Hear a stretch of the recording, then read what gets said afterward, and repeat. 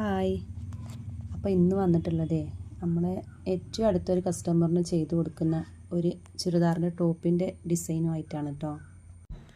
Umbrella കട്ടിങ്ങിൽ full സ്ലീവിൽ വരുന്ന ഒരു ടോപ്പാണ്.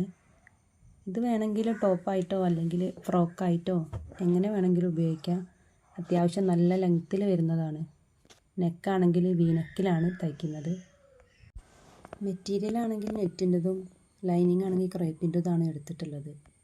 കസ്റ്റമർ തന്നിട്ടുള്ള മെറ്റീരിയൽ തന്നെയാണിത്. അവർക്ക് ഇന്ന നിർബന്ധങ്ങളൊന്നുമില്ല. ഒരു പിക്ക് കാണിച്ച് തന്നിട്ട് ഇതുപോലെ തയ്ച്ചെടുത്താൽ മതി എന്നാണ് പറഞ്ഞത്. അതിൽ ചെറിയ മാറ്റങ്ങളൊക്കെ അങ്ങോട്ടും ഇങ്ങോട്ടൊക്കെ വരുത്തിയിട്ടുണ്ട്. ആകെ പറഞ്ഞിട്ടുണ്ടായിരുന്നിട്ടുള്ളൊരു കാര്യം, ഷേപ്പിങ് കൊടുക്കുമ്പോൾ അധികം ഫിറ്റ് കൊടുക്കണ്ട, കുറച്ച് ലൂസിൽ കിടന്നോട്ടെ, അങ്ങനെ ഇടുന്നതാണ് ഇഷ്ടം എന്നാണ് പറഞ്ഞിട്ടുള്ളത്. അപ്പോൾ അതുപോലെ തന്നെയാണ് കൊടുത്തിട്ടുള്ളത്. പ്ലെയിൻ ആയിട്ടുള്ള മെറ്റീരിയൽ ആയതുകൊണ്ട് തന്നെ അതിന് എന്തെങ്കിലും ഡിസൈൻ കൊടുക്കാമെന്ന് പറഞ്ഞപ്പോൾ അതിന് വെക്കാനുള്ള ലേസും കാര്യങ്ങളൊക്കെ വാങ്ങിക്കൊണ്ടുവന്നിട്ടുണ്ടായിരുന്നു.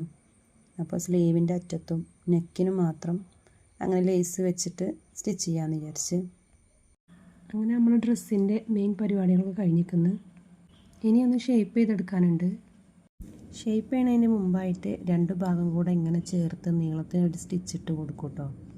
അങ്ങനെ ആകുമ്പോൾ ഷേപ്പ് ചെയ്യുന്ന സമയത്ത് തുണികൾ അങ്ങോട്ടും ഇങ്ങോട്ടും നീങ്ങി പോകാതിരിക്കാനൊക്കെ നല്ലതാണ്. ഇനിയിപ്പോൾ സ്ലീവിൻ്റെ അറ്റത്ത് ലേസ് വെച്ച് കൊടുക്കണം. അതുപോലെ അടിഭാഗം ഒന്ന് കട്ട് ചെയ്ത് അതൊന്ന് കറക്റ്റാക്കി സ്റ്റിച്ച് ചെയ്തെടുക്കണം. പിന്നെ ബാലൻസ് വരുന്ന വേസ്റ്റ് തുണികളൊക്കെ ഒന്ന് കട്ട് ചെയ്ത് ലോക്ക് ചെയ്തെടുക്കുക. ഇങ്ങനത്തെ കുറച്ച് പരിപാടികളാണ് കേട്ടോ ഉള്ളത്. ഈ ഡ്രസ്സ് തയ്ക്കാൻ കിട്ടിയിട്ട് കുറച്ച് ദിവസങ്ങളായിട്ടുണ്ട്. പെട്ടെന്നൊന്നും അത് സ്റ്റിച്ച് ചെയ്ത് കൊടുക്കാൻ പറ്റിയിട്ടുണ്ടായിരുന്നില്ല. കസ്റ്റമർ ഇന്ന് അത് തരുമെന്ന് ചോദിച്ച് വിളിച്ചിട്ടുണ്ടായിരുന്നു കേട്ടോ. അപ്പോൾ നേരത്തെ തന്നെ കട്ടിങ്ങൊക്കെ ചെയ്ത് വെച്ചുകൊണ്ട് സ്റ്റിച്ച് ചെയ്തെടുക്കാൻ അധികം ടൈമൊന്നും വേണ്ടി വന്നിട്ടുണ്ടായിരുന്നില്ല. അല്ലെങ്കിലും സ്റ്റിച്ചിങ്ങിൽ എനിക്ക് അത്ര ടൈം എടുക്കലില്ല. കട്ടിങ്ങിലാണ് ഏറ്റവും കൂടുതൽ ടൈം എടുക്കുന്നത്. കാരണം കട്ടിങ്ങിൽ നമ്മൾ ശ്രദ്ധിച്ചെങ്കിൽ മാത്രമേ പെട്ടെന്ന് തന്നെ അത് സ്റ്റിച്ച് ചെയ്തെടുക്കാൻ കാണാൻ പറ്റുള്ളൂ. അപ്പോൾ ഡ്രസ്സിൻ്റെ ഏകദേശം പണികളൊക്കെ കഴിഞ്ഞിട്ടുണ്ട്.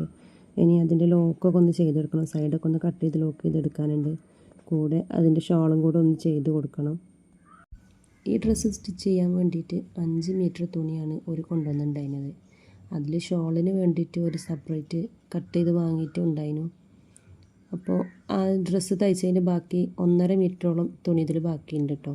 അപ്പോൾ അതിലുള്ള മോൾക്ക് വേണ്ടിയിട്ടൊരു ഡ്രസ്സ് ചെയ്ത് കൊടുക്കാനുണ്ട്. അപ്പോൾ ഇന്നത്തെ വീഡിയോ ഇത്രയേ ഉള്ളൂ.